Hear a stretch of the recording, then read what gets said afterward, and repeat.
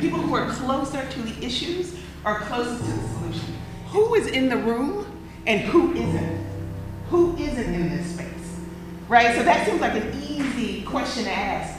Under that question is something harder. Why aren't they in this space?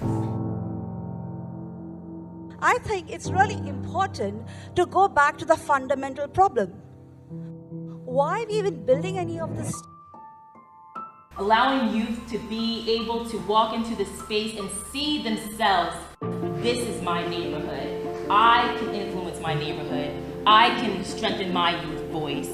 I can boost my social, political power in this space to influence policy. As folks have argued for their buildings, argued for their bodies, argued for their homes, their playgrounds, their communities.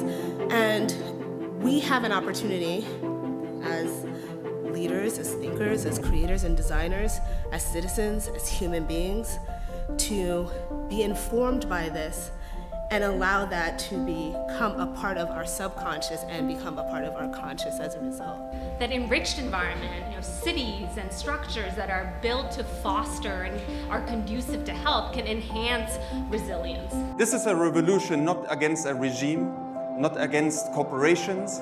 It's actually a revolution against ourselves. We need to problem seek before we problem solve. We need to knowledge seek before we knowledge create. Because a lot of the knowledge exists and it just needs that translator. It needs that vessel to become reality. I don't want to wait for the iceberg. I want to get underneath the surface to say, well, how can we actually create health and not just manage disease? What is it about our institutions, our day-to-day life, our way of life, that makes democracy such a fragile thing right now, to this day? That is something I think we need to interrogate, all of us really deeply. We often talk about the outcomes we want for children as adults, but don't really think about how we care for this stage of childhood. We don't want to just create spaces that will directly improve people's well-being, but we want to create spaces that allows people to help themselves improve their well-being. It's a simple question. How will you build positive intent into the world?